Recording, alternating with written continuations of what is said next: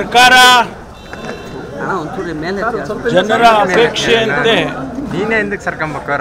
SITಯನ್ನು ಆದೇಶ ಮಾಡಿದೆ.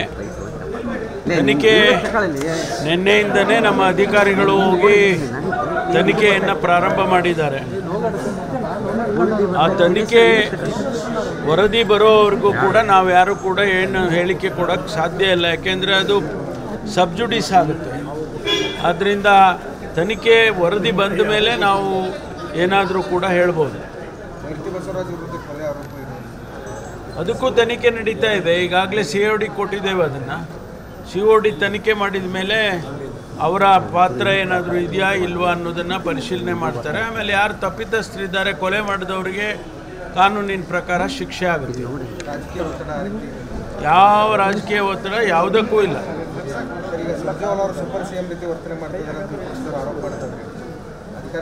ಅದು ಅವರು ಆರೋಪ ಅಷ್ಟೇ ಅಲ್ವಾ, ಅದರಲ್ಲಿ ಯಾವುದೇ ಸತ್ಯಾಂಶ ಇಲ್ಲ.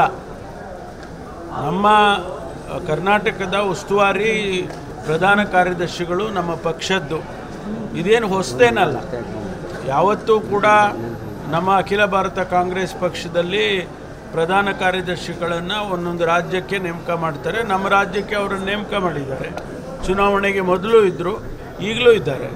ಅವರು ಸ್ವಾಭಾವಿಕವಾಗಿ ನಮ್ಮ ಪಕ್ಷದ ಪ್ರಣಾಳಿಕೆಯಲ್ಲಿ ನಾವೇನು ಜನಕ್ಕೆ ಭರವಸೆ ಕೊಟ್ಟಿದ್ದೇವೆ ಅದನ್ನು ಅನುಷ್ಠಾನ ಮಾಡಿ ಅಂತೇಳಿ ಆಗಾಗ್ಗೆ ಬಂದು ನೋಡ್ತಾ ಇರ್ತಾರೆ.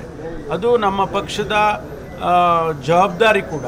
ಹಾಗಾಗಿ ಅವ್ರು ಬರ್ತಾರೆ, ಹೋಗ್ತಾರೆ. ಯಾವ ಅಧಿಕಾರಿಯನ್ನು ಕೂಡ ಅವರೇನು ಕರೆದು ಯಾರನ್ನು ಕೂಡ ಮಾತನಾಡಿಲ್ಲ ಅಥವಾ ಸೂಚನೆಗಳನ್ನು ಕೊಟ್ಟಿಲ್ಲ. ಆಡಳಿತದಲ್ಲಿ ಯಾವುದೇ ಹಸ್ತಕ್ಷೇಪ ಅವ್ರದ್ದಿಲ್ಲ. ವಿರೋಧ ಪಕ್ಷದವರು ಬೇಕಂತೇಳಿ ಭಾರತೀಯ ಜನತಾ ಪಾರ್ಟಿ ಅವ್ರಿಗೆ ಇರಲಿ ಅಥವಾ ಜನತಾ ದಳದವ್ರು ಇರಲಿ ಬೇಕು ಅಂಥೇಳಿ ಇಲ್ಲ ಸಲ್ಲದ ಆಪಾದನೆ ಮಾಡ್ತಿದ್ದಾರೆ ಹೊರತು ಅದರಲ್ಲಿ ಯಾವುದೇ ಸತ್ಯಾಂಶ ಇಲ್ಲ. ಅದು ನಮ್ಮ ಪಕ್ಷದ ಆಂತರಿಕ ರೀ.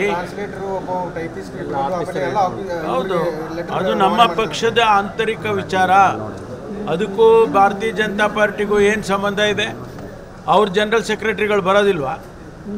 ಅವರ ಜನರಲ್ ಸೆಕ್ರೆಟರಿಗಳು ಬಂದು ಅವ್ರ ಪಕ್ಷದವ್ರನ್ನೆಲ್ಲ ಯಾಕೆ ಮಾತಾಡಿಸ್ತಾರೆ? ಮತ್ತೆ ಅದೇ ರೀತಿ ನಮ್ಮ ಪಕ್ಷದ ಜನರಲ್ ಸೆಕ್ರೆಟರಿನೂ ಕೂಡ ಬರ್ತಾರೆ. ನಾವು ಜನಕ್ಕೆ ಭರವಸೆ ಕೊಟ್ಟಿದ್ದೇವೆ, ಮಾತು ಕೊಟ್ಟಿದ್ದೇವೆ. ಅನೇಕ ವಿಷಯಗಳಲ್ಲಿ ನಾವು ಜನಕ್ಕೆ ತಿಳಿಸಿದ್ದೇವೆ, ನಾವು ಇಂಥ ಕೆಲಸ ಮಾಡಿಕೊಡ್ತೀವಿ ಅಂತೇಳಿ. ಅದು ಮಾಡ್ತಾರಾ ಇಲ್ವಾ ಅಂತೇಳಿ ನಮ್ಮ ಪಕ್ಷದವ್ರು ನೋಡಲೇಬೇಕಲ್ವಾ?